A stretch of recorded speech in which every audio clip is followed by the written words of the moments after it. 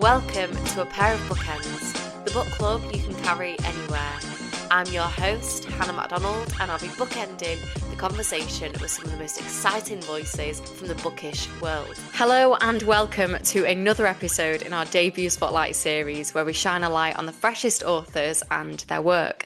Today that spotlight is on Natalie Adler and her debut novel Waiting on a Friend, which is out now, and you can grab yourselves a copy via the link in our show notes.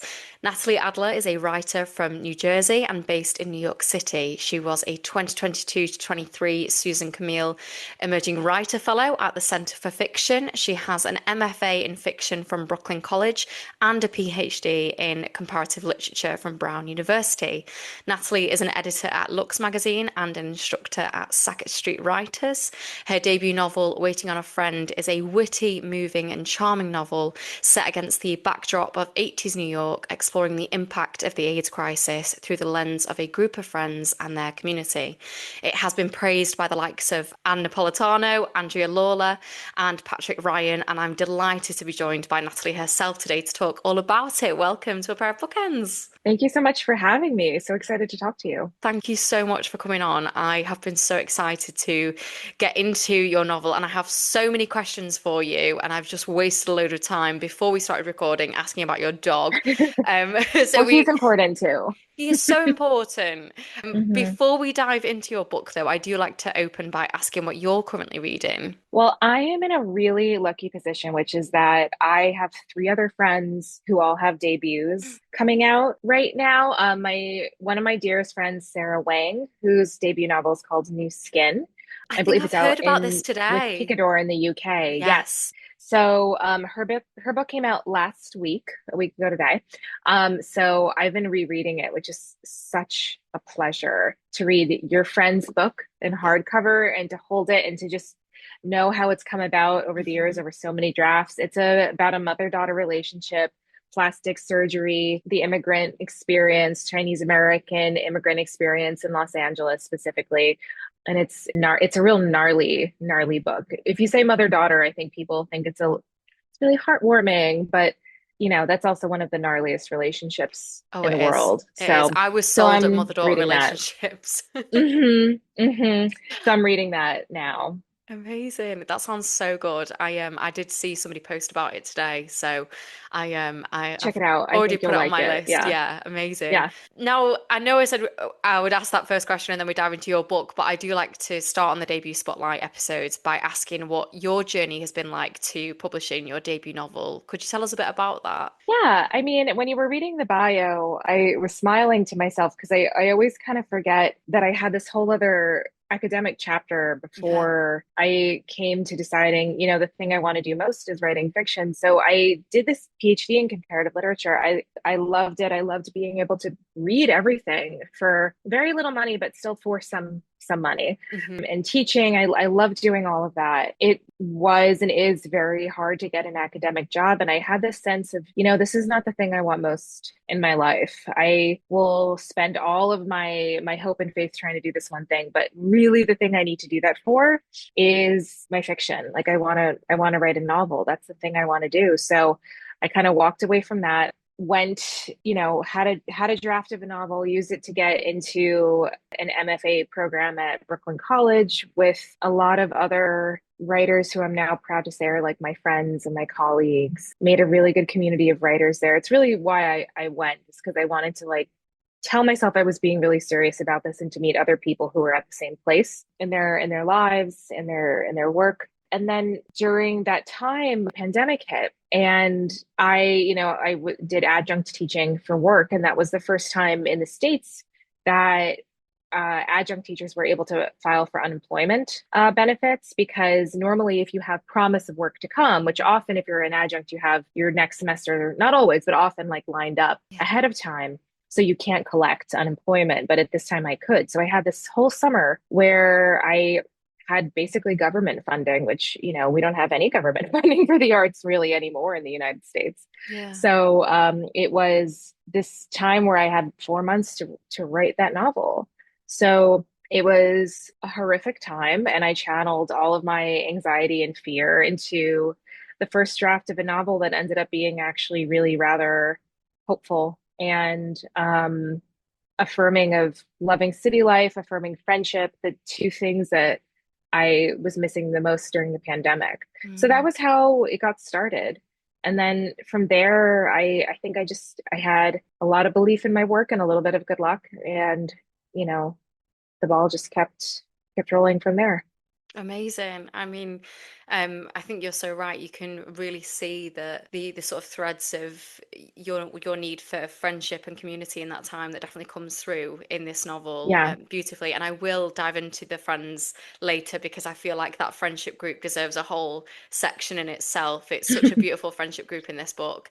But I'd love for us to start. If you could tell the listeners what the sort of premise is for Waiting on a Friend. Yeah, so the novel follows a woman named Renata who is from New York City, living in the East Village. The year is 1984, and her best friend has died of what has only recently been named AIDS, and she's mourning him. Um, she has the ability to see ghosts. She's been working on this skill for years, developing it, and now she's using it more and more as more of her friends are starting to die of AIDS. But she assumes that she's going to see Mark when he goes, but he doesn't show up, and this is really fueling her grief. At the same time, there is a kind of like a vague small business that is promising, making these sort of strange claims like we can get rid of any kind of supernatural, uncomfortable, unwanted residue of the past in your apartment. We can clear things out. And Renata's curious about them at first and then starts to mistrust them more when she realizes that what they're doing is actually getting rid of ghosts, Mhm. basically. So she wonders if there is a connection between her missing friend and this business that is getting rid of ghosts downtown to make the neighborhood more sanitary and safe for all of the yuppies who are moving in. So her task is to, kind of put a stop to this business and to find a way to mourn her friend all at the same time. And the two interfere and intermingle with each other. And what did this story sort of grow from? Was it a conversation you had? Did you come across story from someone, or yeah, how did was the sort of seed that grew into this novel? Yeah. So it came from two places. The first being, the pandemic experience Of and thinking course, about yeah. the city and I had been thinking about the AIDS crisis for a while because I find this time period um really rich and interesting for queer history because it's also a moment where in AIDS activism, queer identity starts to be solidified. So we start seeing more alliances between gay and lesbians. We see just like a more capacious understanding of identity and a more generous kind of relationship that's less siloed off in between, you know, gay men, lesbians. We're starting to get like a nascent trans rights organizing starting to build. So I was really drawn to this time period and the time right before as people are starting to come to realize that AIDS is going to be with us for a long time. Mhm. So I had been interested in this. Living through the pandemic in New York and this tiny one bedroom apartment really made me think quite a bit about it. And also because my aunt was a hospice nurse during the AIDS crisis and specifically became a nurse because her best friend died of AIDS Oh, and wow. was she was just so shocked at how gruesome his death was and how he was just kind of allowed to die this way by his family, by the hospital, by the government. There's a lot of, people to be angry at this time. Mhm. And she rearranged her whole life. She was 30, she had a job, she didn't have to go to nursing school. It wasn't the obvious next step. She did it. And I think I was interested in that also as a way into the crisis as somebody who was taking care of and in community with people who were suffering. So I think that was part of how I started thinking about my way in. I mean, I wasn't planning on coming to Claude so quickly, but I really loved that character. And for the Yeah. listeners, Hmm. is a Hmm. woman that your protagonist Renata dates, is also a nurse. And when Renata is dating her and is asking about her work, she doesn't want to talk about it, which of course is understandable because of what she must have seen. She's really wanting to sort of set Yeah. that boundary. Yeah. Was that character, based on or inspired by your Hmm. aunt's experience in that Yeah. time? Yeah. And I think that in a very, in exactly the way that you're talking about it, which is that she didn't want to talk about it. Yeah. And this book, as much as this book is inspired by, dedicated to my aunt, these aren't her stories because she didn't tell them to me. And she died also while I was writing this book. So this book is also a work of mourning in some ways for her. But she didn't want to talk about it. She would just say they were, these stories were horrible. Yeah. She didn't want to relive some of these awful memories. And I understood. And if, I have a lot of nurses in my family, I have a lot of friends who are nurses, and they if they do their job well, it's because they have really good boundaries. Yeah. And they know that if they let everything in, they wouldn't be able to help people. And so that is something that Claude knows, that a lot of people who are just kind of sort of coming into this trauma afresh, like Renata is, she has to learn. She has to learn about boundaries, and she doesn't have them yet. Yeah. But that, I think that was what I took from my aunt, which Hmm. was, I worry for Claude. I don't know how well she's going to be doing 10 years down the line. I don't know how well any of my characters are going to be doing in 10 years. Yeah. Yeah. Yeah. They've been through it. Yeah. I mean, Renata says sort of later on, doesn't she, that when she does actually witness Claude at work, she says that it's such a shame that Claude doesn't want to talk about it because she sees how competent she is, how knowledgeable she is, how amazing she is at her job, and she thinks, she wants to talk about it because she wants to celebrate how good she is at her job, but you Yeah. can really understand why that would be too painful for somebody, especially, when this is also fresh, which it is to these characters. There's so much confusion around what this is, how it can be passed. There's not enough research into how it can be prevented, or it's a really complicated thing at that moment in time. So I can totally see why she wouldn't have wanted to talk about it outside of her work. And I there's a moment at the beginning that really stayed with me. And you do talk about the various characters that are going through this harrowing disease. And there's one specific moment that stayed with me, and that is I think it's Paul's and how they speak about Paul's deathbed had Hmm. someone else's blood under it Yeah. because the Hmm. orderlies wouldn't touch it. And Yeah. it's that not even being given the dignity of dying in your Yes. own blood. I mean, Yeah. where did the sort of Yeah. moments like that come from, and what were the things that you really wanted to kind of highlight through those stories? I mean, thank you for asking about that, because I put that early, maybe like page two, maybe or Yeah, so, because I thought it was a good image to get people to snap to attention yeah, that this is how bad it is that we're talking about it. When the people in the hospital don't want to take care of you, that's how yeah, bad it is. So I wish I could say I read this story in a specific person's testimony, but I didn't. I read it over and over again. These are things that you start seeing as kind of like tropes yeah, almost of the AIDS crisis, of AIDS literature. The tray left in the hallway, a pool of someone else's blood under the bed in the hospital, doctors in and civilians in like kind of like full hazmat attire, which is more understandable in 81 to through maybe even three, before we start understanding exactly how transmission happens, which we don't really grasp until 83 or so. But even then, it takes a lot in terms of misinformation to tackle about, you know, and even in the novel, not all of the characters are in agreement about who's going to get it and why, right? But I wanted it to be clear early on.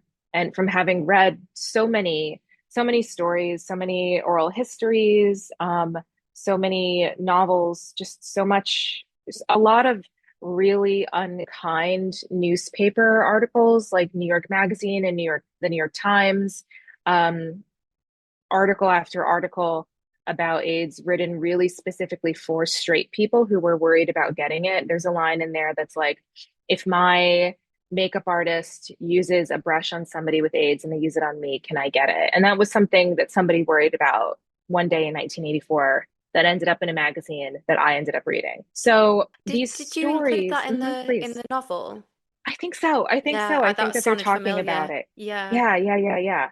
That one really, really stuck with me, yeah, like, so I think that these stories that I heard over and over again, I started to realize like these are almost like literary tropes. These are Mhm. things that happen that point to the larger story that belong to anyone and everyone. Like it could have been anyone.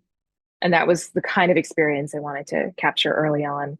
Definitely. I think, I mean, obviously, like, you've said it's such an important part of queer history, but I don't think I quite grasp just how relevant it still is even now. Hmm. When I finished the book yesterday, I went and looked at the sort of statistics, and it's Yeah, the UN AIDS website that has like all the statistics, and it was in the millions that this is still being sort of diagnosed in yeah. 2024, I think they've got on their website. Hmm. And I just didn't realize, that it still holds so much relevance today. Yeah, And I don't know where I've seen this now, that it's the first time since 1988 that the US haven't sort of acknowledged World AIDS Day. I don't know that's where I've read correct. that. Did you share that? That's I wonder. I think I may have shared that. I definitely talked I've about it seen at it the time. somewhere. Yeah, Yeah, so I think that, the United States is backsliding in a yeah, truly terrifying way. Probably the only good thing that George W. Bush did was to push for global AIDS funding, yeah, and then that initiative is from, I don't know, the early 2000s, I guess. And we, as the United States, has now cut our global AIDS funding. We have cut funding on local levels, on state levels, federal levels, and we also are RFK Jr., our head of the CDC, has been saying that he doubts that HIV is actually the cause of AIDS, which is AIDS denialism. yeah, It's a kind of a classic terrible thing, aligns with, like sort of his like kind of vaccine skepticism. It's all a certain kind of anti-science playbook, yeah. and it's we're starting with cutting the money, and I wonder, you know, how how bad it might get with a man like him Yeah. at the helm. I know the NHS has a lot of problems, but you know, dear Yeah, God, like, yeah, yeah. It's, yeah, better than nothing. I mean, that's incredibly dangerous that he's even Yeah, making those comments, and spreading yeah, that misinformation. yeah, I mean, I have many issues with that man, but I will not get into that. yeah. Um, We could talk for hours about that, but for yeah, real, yeah, for real. yeah. I wondered as well in terms of, and I will move on to other topics. I know this is quite a heavy one to get into, but obviously the AIDS crisis is such a huge task to take on as a writer.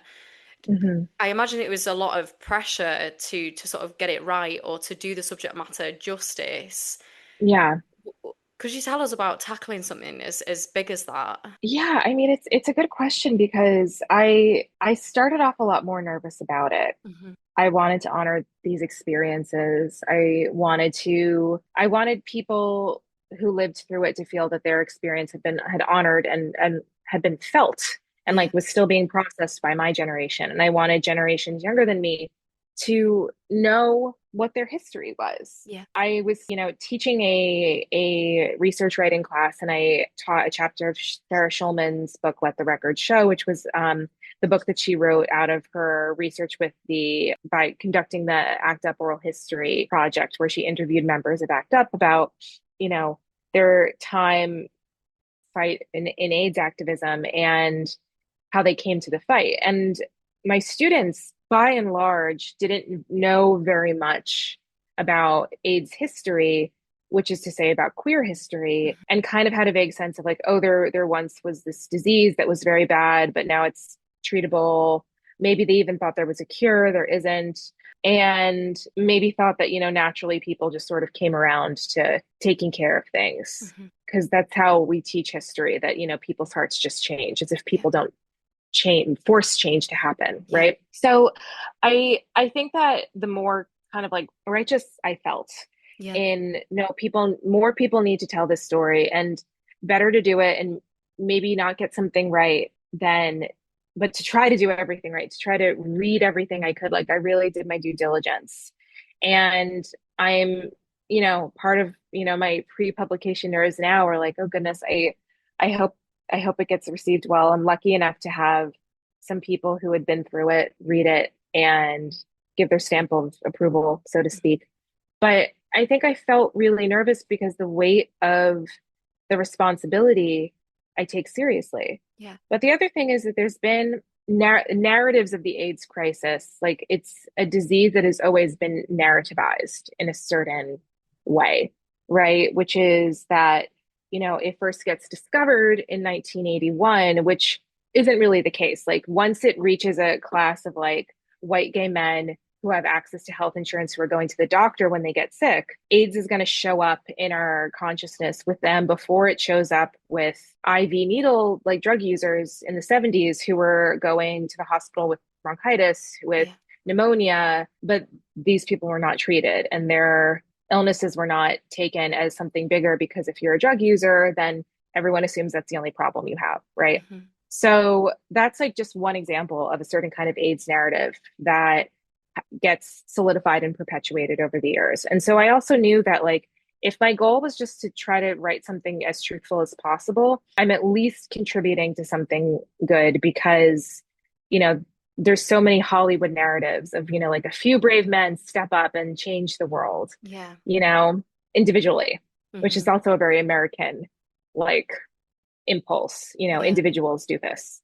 So I think that I knew that if I was writing a story that was as truthful as possible and, about friends working together and a protagonist who's flawed and makes mistakes, then, you know, maybe that would be the best that I could do and hope that it finds its audience and does justice to those who came before.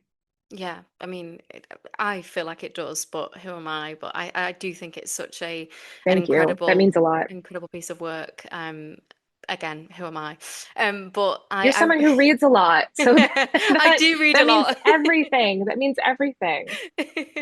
I really want to talk about your protagonist, Renata, because I think she's got such a strong voice. And as soon as, from the moment I started reading, I just felt like she was in the room with me, and there was Oh, good. such an intimacy between Renata and your reader. And I just wondered how you sort of capture a voice like that. Well, that's exactly what I wanted. I wanted a reader to feel like this is my good friend Renata. Sorry. So, my friends who write novels, when we are reading each other's work, we get really intimate with each other's characters, each other's worlds that I feel like these are my actual friends. These Mhm. are, and I wanted my readers like come into this fold. Like this is like my best friend Renata. Surely, you must also feel that she's your best friend now. And that is exactly what I want. And I know that people are not always going to connect. And I think there's also this kind of insidious thing that happens with reading fiction where some people will be like, oh, I didn't relate to this character. So I didn't like them. Like this wasn't a reflection of me. There's this great conversation between Toni Morrison and Fran Lebowitz where this has been making the rounds on like literary Bookstagram and things like that. But I haven't seen this. I'll send it to you. But Fran is saying something like, everyone wants the narrator to be a reflection of them. Like, why would Mhm. you want that? Like, wouldn't you want to learn something about someone else? So, like, I had a lot of faith that even if you don't happen to be a Jewish lesbian living in downtown New York City in 1984, that you might like her, that you might think that she was cool and tough and like soft on the inside and Mhm. like relate to her grief. I mean, this is something that all adults have had an experience with at one point or another. Everyone has lost someone dear to them. Yeah. And I think that that is something that connects us on a very human level. So Mhm. I wanted people to feel like I understand something about her, even if she's not an immediate reflection of me. And she's one of my friends, and my friends are not all mirror images of me either. But that was the hope that I wrote deliberately with that in mind. I mean, I felt like I was in conversation with her. That was Great. just how it felt. And I'm an actor as well, and Oh, I it felt very like a monologue. It was just, yes. she's bringing me in, she's showing me her friends, and she's, telling me all these like, different memories that she has, all these different anecdotes, and I don't know, I love that style, and I don't really know if there's a name for it, but I Yeah, it's a confessional first person. It's an intimate first person. yeah, I think there was an early some of my earliest drafts of the novel, I was like, should this be in third person? And I realized right away that made it very like mournful and ponderous. yeah, Whereas if it was first person, it's just her telling you. yeah, And I wanted it to be believable. The artifice of fiction, which is that this person is telling us and confessing all of these, stories. And there's a lot of Renata remembering things in the past that she's kind of bringing into the present scenes as she's thinking about them. So yeah, I think I just really wanted that intimacy to be preserved with the reader and for it to feel like she was your friend from the first sentence. yeah. That was my goal. Definitely. I was really interested, we were talking about mothers and daughters before, but I was really interested in her relationship with her mother, and she describes it as my mother who loved me but also loved heroin. And Yes. I wondered how you feel her relationship with her mum sort of affects her as she moves through the world. Yeah. So, I mean, Renata's mother, Ruthie, loved her dearly, loved her Hmm. fiercely, and she was an addict. She struggled with addiction to heroin, and she struggled to keep her relationships to people because of her addiction. Her mother was, like a bohemian daughter of communists living she has Renata in very young, like 20. She's like maybe like 20 or something when she has her in the 50s, going around different kind of bohemian scenes in the 50s, Greenwich Village, East Village, and kind of just like toting her daughter, single momming around with her. And her mother is someone who teaches Renata like the importance of friendship Hmm. because she doesn't have parents around, she doesn't have an extended family. Her friends, her community, her neighbors, like everyone's kind of looking after one another. Hmm. And I kind of envisioned this sort of backstory of Renata and her mother Ruthie as being someone who's always trying to get clean and backslides and gets it together, and it lasts for so long until it doesn't. I also had envisioned because so as I mentioned before, the thing about needles and people who were in these communities of drug use of IV, specifically drug users in the 70s, there was something that kind of like in street parlance was called the dwindles, which was like a wasting pneumonia that a lot of people who were IV drug users were getting at this time, right before AIDS was identified. So I had it in my mind that, Ruthie probably was somebody who died of AIDS, and Renata is not going to really have clarity on that Hmm. for probably years to come. It's just starting to enter into her mind that it's a possibility in this novel, but she's preoccupied with other things. But I wanted to have her there because I wanted to have that represented. And I think having a character whose single mom was an addict who died young, explains some of Renata's steeliness, but also some of, the deep hurt that she carries around inside. And also like both like her ground level is sort of like a feeling of like, I'm used to abandonment, Hmm. but also I'm devastated by abandonment every time. And that worked for me for where she needed to be in terms of grieving her best friend who lived with her, who was like her world. So, yeah. I mean, I think that's a perfect time to get into Mark because their friendship is so beautiful, and there's a sort of the commonality between her mum and Mark is that Renata has this ability to see ghosts, but the two people that she can't see is her mum Mm-hmm. and Mark. And for the listeners, Mark is her best friend and her roommate, who, as you said earlier, has died. There's a beautiful, beautiful line that I don't know why I love this so much. Maybe it just spoke to me in terms of friendship, but Renata says, "Come dancing with me," he'd say, and to this day, I don't know more beautiful words. I had a feeling that was what you were going to Oh my say. God, I don't know Yeah. why it made me tear up when I read it. I think Yeah. it's such a beautiful sentiment on friendship.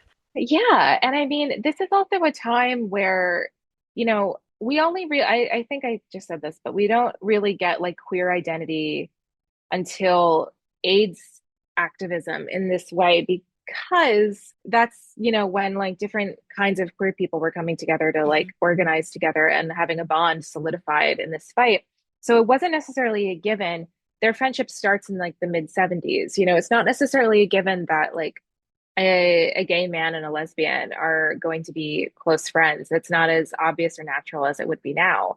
Hmm. But they really, they're both people who have lost their families. Renata through death and Mark through abandonment. His family, when he basically gets outed by his school, he loses his scholarship at school, he loses his family. They want nothing to do with him.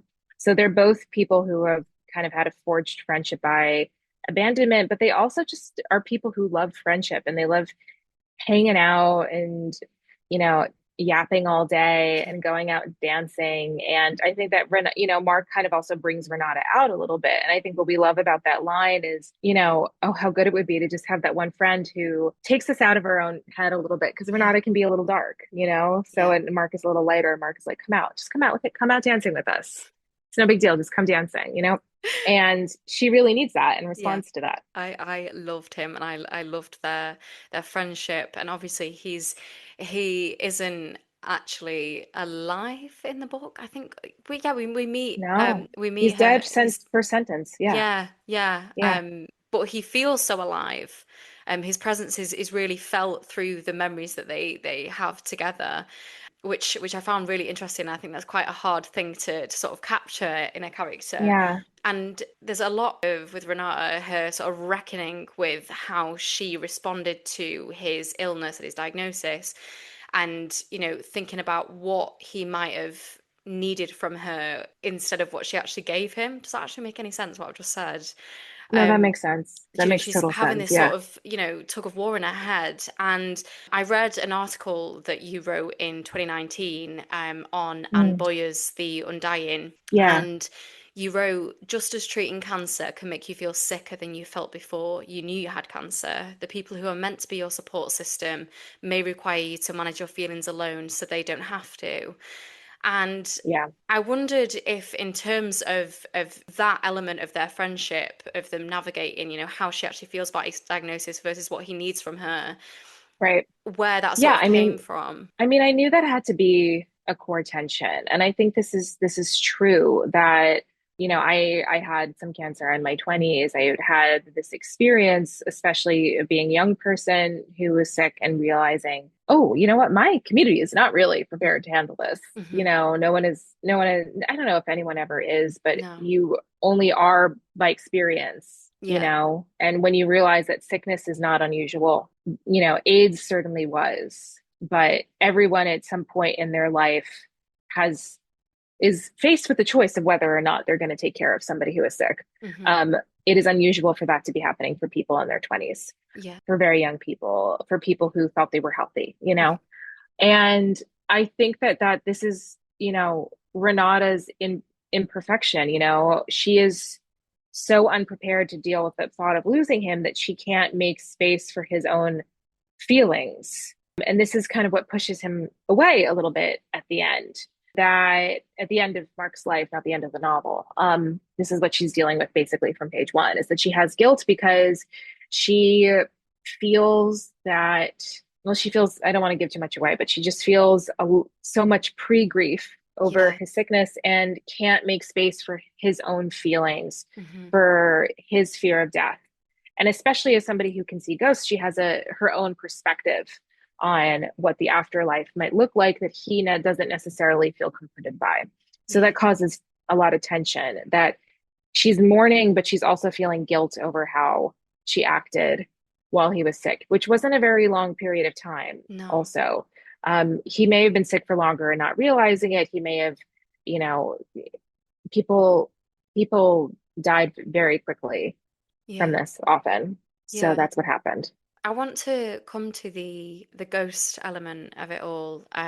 We've said Renata has the ability to see ghosts and has been able to for a long time. What inspired that aspect of the story? I think it's really just city living. Yeah. I think that it is sort of like incidental whether or not you believe in ghosts. Hmm. It's more just that if you live in a city And in the States, this is one of the few places where we get to experience this, right? Like in the United Kingdom, you might be in the middle of nowhere and come across a castle. And well, there be history, but we really feel it the most in the States in big cities because that's where you get the feeling of people have lived here Yeah. in the same cramped spaces and have moved away.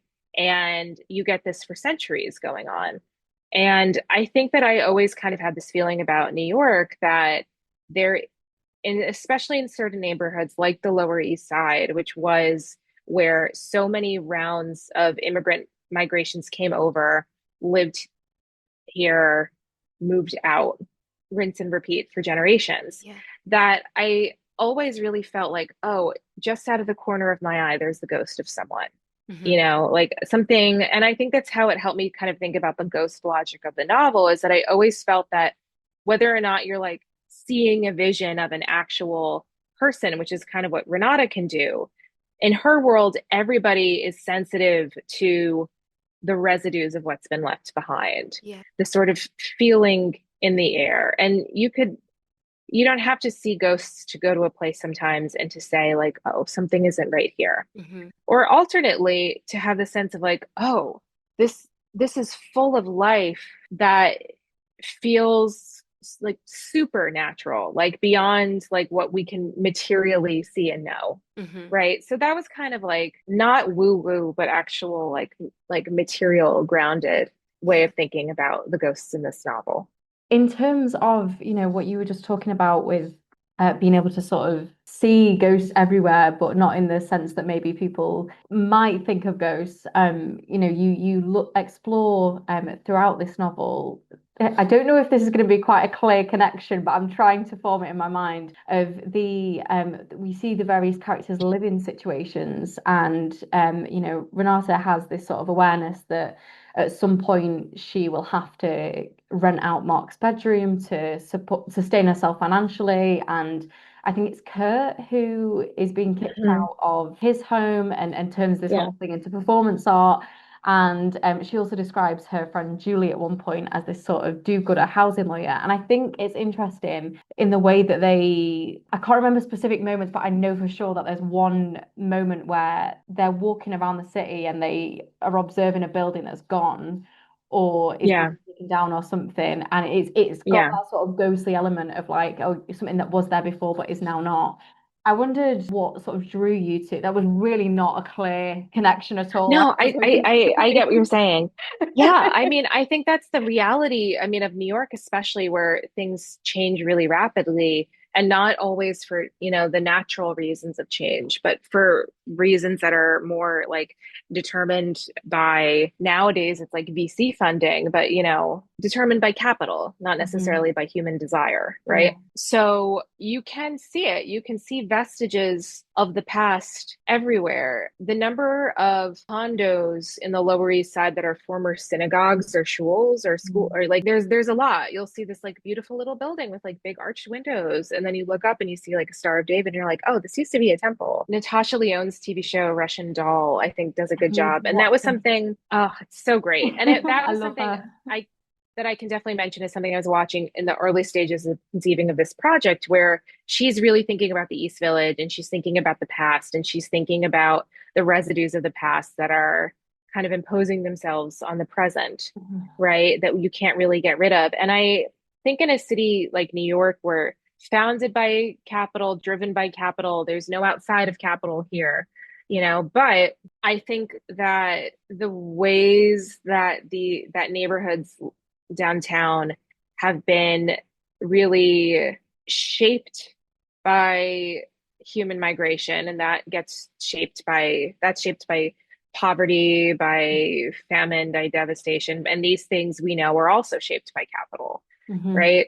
So this is all just to say it's like maybe we're taught that the potato famine was like, oh, and then one day the crops failed. Like, no, that's No. not what happened, you know so that's what brings people. It wasn't just like in the States. It's always like, and then people were inspired by America, and it's like, no, no, no. Nobody leaves home unless they're fleeing devastation, Mhm. right? So people come here neighborhoods change. And I think that as much as there's something really beautiful about this, influx of people and life, we also have to realize that there's a lot of people who, once they've been here a generation or two, start feeling hostile to outsiders and start feeling like they don't want to be reminded of the past. They don't want to be reminded that, you know, there once was somebody here. They want to be the first. They want things clean. They want things new. And in the 80s, we have Reagan, we have Thatcher, we have, unchecked growth, greed is really what that is, Yeah. and finance, capital, and real estate speculation are starting to sink their teeth into New York and making it into the New York that we have today, right? Which is filled with empty glass buildings where banks used to be. Like, it's very gross. Yeah. Now I've really gone off from this question, but this is just to say No, I'm so that, interested in this stuff.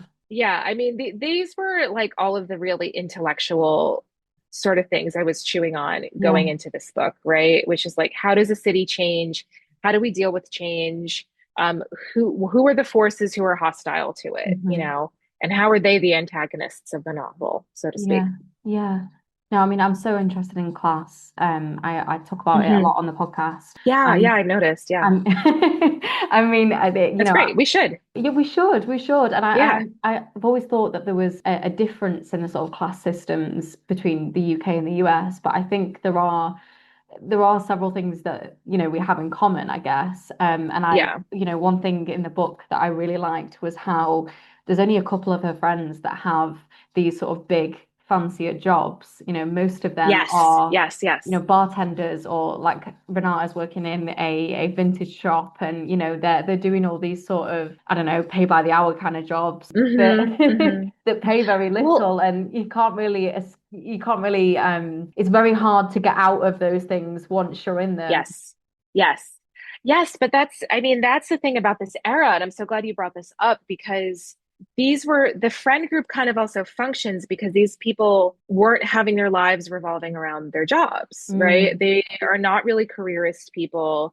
These are not people who are destined to be fancy. A lot of them are artists or writers or musicians, but they're not necessarily people who are going, I bet Mucous Membrane, the punk band that pops up in the end, I bet they're going to put out one good album and then maybe they get signed by Geffen, but then the band implodes after that. Like, they're not people who are driven to succeed by any cost. These are people whose values are like hanging out with their friends yeah, and having community, right? And they can do that in part because they can afford their rent.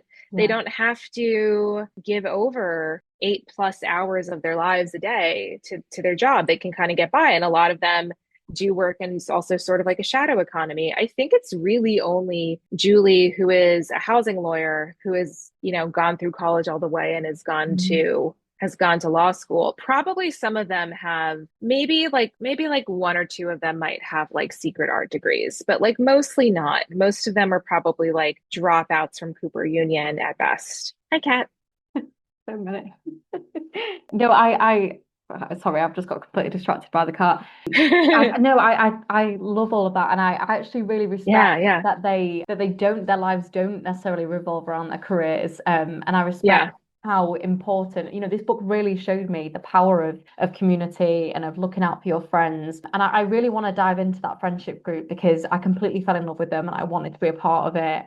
They're really vibrant, iconic, hilarious people, and I think you made them feel so kind of alive and real. I wanted to sort of dive into, yeah, their friendship and what their friendship kind of represents to you, I guess. I think it represents a time and a place where it was possible to have life that it was is revolving around the people you choose to have in your life. Hmm. I know a lot of people call this chosen family, but I really am like, why can't we just say friends? Hmm. And I think the reason is because people don't take friendship as seriously as Yeah. they do family, and they need to make it sound more official and institutional in that way.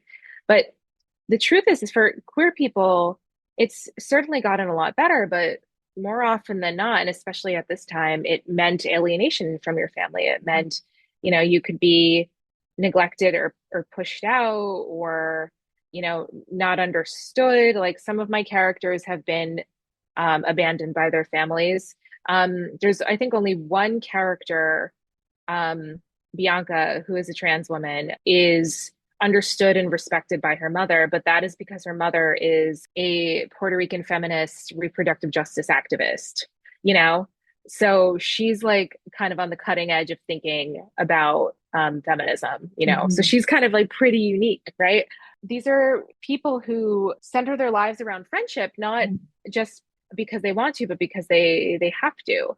And if there's anything I feel nostalgic for this time, or like a like because I wasn't, you know, I was a baby in the 80s, but like a longing for is like I wish that all my friends and I could live in the same neighborhood, Yeah. you know? Like I wish that it was like this is where the cool queer artistic people all live, and we can all afford it and our lives are not revolving around work. But then, you know, it's like, well, would you go back in time and want to live then? And I think no, because then my friends would die.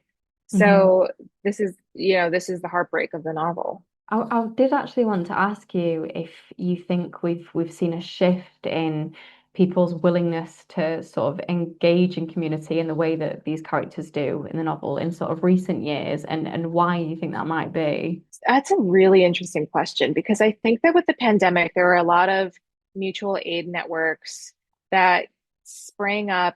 I don't want to say naturally because I know the work that it takes to make Yeah. it seem naturally. I mean, the Hmm. amount of time on Excel spreadsheets alone. But I think that there was suddenly an attention on community care Mm. in a way that got relegated more to sort of like the nuclear family. And I think that in the pandemic, people really kind of realized like, oh, I can't I'm not going to be mentally healthy if Hmm. the only people in my network are the people in the house with me, Yeah. you know, that people need people. Hmm. And I'd like to say I mean, I think it certainly shaped how I've thought about the world. I hope that this is true of a lot of other people. Hmm. The vibe I get a little bit, and this is a vibe, right? This is Yeah. vibes-based evidence. It's not, it's not sociological study, but I kind of get the feeling that people are sort of retreating back into coupledom nuclear family, Mm. like starting to be a little bit more like, no, I'm going to protect Hmm. mine and ours. I hope that's not totally true. I think for queer people, there's always a little bit more focus, but Hmm. then we have like terrible in community infighting and impossible moral standards for one another and conflict that we think is abuse and it's not, you know, like that kind of thing. So like we can all collapse into one another. So we'll see. Yeah, I mean, my cat started growling when you were talking about hoping that people don't retreat into coupledom, so I think she agrees. Rhubarb wants community, that's what she's saying. I Oh, rhubarb is such a good name for a cat. Wow. That's great. she's adopted, so that was the name she came with, and I was like, that's so perfect. We That's can't change perfect. it. Yeah, yeah, yeah. But obviously on the subject of friendship, you mentioned Bianca, and I just want to say how much I adored her. There's a moment, I think it's quite early on when Mark, it's not been long since Mark has died, and Renata's Hmm. obviously not doing very well.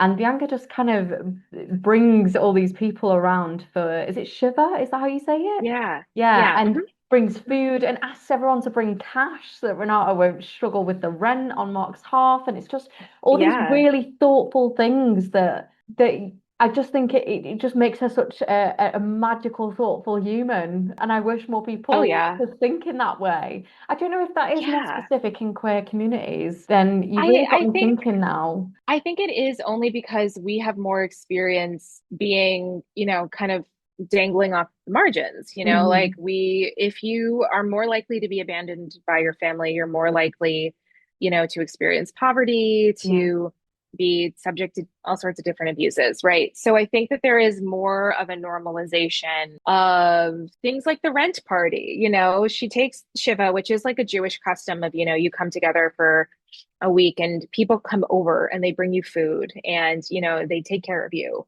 right? Which but I was kind of taking that and running with it and said it's like this is also a rent party, which is something that, you know, in the Harlem Renaissance there were a lot of rent parties, you know. This is Mhm. like I think it's something you see often in any community where there are strong bonds, but not institutional support, Hmm. to say nothing of like institutional harm, right? Yeah. So I think that, all the mutual aid funds, every time you see a GoFundMe that's like, my buddy's getting top Yeah. surgery, how, like Yeah. help them pay for blah blah, like that's kind of the legacy of it now, Yeah. Yeah. My friends and I always joke about, Venmoing $30 back and forth, so it's kind of like that. But I think that Bianca is the most tuned into this. Hmm. Also because I think she feels like she has a sense, she's, raised by this like strong feminist leftist Hmm. mother. And I think she also has a feeling of responsibility because I think she sees herself as like a little better off Yeah. than some of her other friends who are also trans women, like kids who are kind of like working the piers, which at the time were what piers are usually, which is like crumbling and abandoned into the water, but like also like a place, where a lot of sex work happens, and like Bianca is not a stranger to that, but she's also like, I'm putting myself in the position of somebody who's going to kind of like look after everyone and kind of be like house mother a little bit. And that can also make her, she's not perfect either. That makes her a little high and mighty sometimes. But A yeah, little bit, but a little I bit. think we can forgive her. Oh yeah. they I all love they her all so get forgiven. much. Yeah. I I'm glad you honestly, do. I could speak to you about this book for hours, but I'm aware that we are almost at time, and I have a Oh, couple more wow. things that I want to squeeze in. So Okay, yeah, before please. I ask for advice for debut authors, I do want to ask if you have any recommendations for places people can go to do sort of further reading from your research for this book. Yes. Okay. So I would normally never tell people to go on Goodreads. However, I was like, I will use Goodreads for good. And I will say, actually, no, look, if you have logged on to Goodreads and if you have said nice things about my book, I can't thank you enough. That is the nicest thing in the world. So thank you to, whatever 40 people have done that. However, on Goodreads, there are bookshelves that you have on the Yeah, yeah. side, and I just wrote here's everything I read to write this book. So there's Oh, a huge amazing. list, and so some of them are like novels, memoirs, zines, even stuff that was written at the time as the AIDS crisis was unfolding about the AIDS experience. Some of it art and well, it's all literature, but like some of it, books that have been written in the wake of it, like Sarah Schulman's Let the Record Show, but also like some of her novels she wrote about AIDS activism, like People in Trouble or Rat Bohemia. Um, but also a lot of books about, there's a book by Tim Lawrence called Life and Death on the New York Dance Floor, for instance, which is all about like nightlife from 1980 to 1983. Mhm. Like after the heyday of punk and disco, there's this like really exciting moment that Renata's taking part of where like these different forms of music are sort of starting to blend to create like a very cool scene to go out dancing. So I learned a lot from that book. There's books like Fear City by Kim Phillips Fine, which will tell you all about like the financial crisis in the 70s in New York and how that created Renata's New York. So you can find everything about the AIDS experience, about 80s New York. Everything I read, I pretty much just put on that list. So Amazing. pick something that sounds exciting to you and go from there. I will link that in the show notes for the listeners. You also have an amazing playlist, Yes, which I was listening to yesterday and I absolutely love. And I quickly wanted to ask, sorry, I'm being so naughty and just like cramming in a load of questions here, but please. obviously the story I've not really mentioned is well, I did mention at the start, but it's set in 80s New York, as we've made apparent. I did want to ask how you sort of immersed yourself in that world whilst writing. Obviously, we have this amazing playlist, but was there anything else that you were pulling on? Were you just constantly playing that music to to Yeah, I write? mean the music constantly, but like I want to also shout out there's a guy named Nelson Sullivan. And if you go on YouTube, all of his so the camcorder basically becomes accessible for people to own like for the first time in the 80s, like individual cameras that you can handheld walk around with. And this guy Nelson Sullivan basically is just like downtown gay guy going around with his friends, having a camcorder and recording all of it. So Oh all my of these God. cool clubs like the Pyramid Club, like just like hanging out on Avenue A. Um, he was good friends with RuPaul before RuPaul really became RuPaul, like Lady Bunny, like, but then also, some of the people from the era who were super cool, who we lost, like Ethel Eichenberger, John Sex, like all of these figures, you show up in these videos. And you could spend just like some chill hours just watching all of them and letting it wash over you as sort of like a like slow cinema of downtown New York. That sounds Highly recommend. amazing. And that's on YouTube. Yeah. Yeah. Nelson Sullivan. Okay, I Yeah. will link that in the show notes also. That's Yeah. amazing. Thank you. Yeah. Finally, before I finish up, I do like to end these episodes by asking what advice you would like to pass on to other writers working on their debut. Write the novel that you want to write. Don't think about what you think trends are or what people are going to want to hear about. I remember thinking a lot like nobody's going to want to read a novel about the AIDS crisis after the pandemic. Everybody's going to want to forget about that it ever happened. And maybe that's true. But this is the novel I had to write. So you have to write the novel you have to write. Mm. Don't think about some imaginary market. Just think about what is the book that only you can write, and don't try to write someone else's, write your own. I think that's excellent advice, and I Thanks. needed to hear that, so thank you. And I'm so glad that you did write this book because it is beautiful, and I took so much from this friendship group and these people that inhabit your novel. I love them so much, and I was so sad to sort of close the final page and leave them behind. So for the listeners, I will be popping a link in the show notes to grab yourselves a copy. Please do, and then come and tell me what you think because I need to chat to more people about this. Thank you so much, Natalie, for joining me today. I've loved talking to Thank you. you. God, this Um, was such a pleasure. Great questions. Thank you for reading me so well. I oh really my God, appreciate it. thank you. And I know we've had a lot of recommendations from you, but I do usually round off by asking if there's anything that you've watched, read, or listened to recently that you want to shout about. Two other novels. Like I said, got three friends and we're all debuts, and I've got two friends who have debut novels coming up. Meg Charlton's The Voyagers and Sarah Hinckley's The Red Sacrament, Amazing. Aliens and Vampires, respectively. Sold. Amazing. I will link everything that we've spoken about today in the show notes for our listeners. And I will also pop a link in the show notes to go and give Natalie a follow on Instagram. I believe that's where you are. Yes, amazing. And listeners, if you enjoyed this episode, please don't forget to rate, review, and subscribe. And if you want to give us a follow as well, you can do so at Pair of Bookends Pod on Instagram and at a Pair of Bookends on TikTok. That is all we've got time for. Thank you so much, Natalie, and thank you Thank you. for listening. Bye.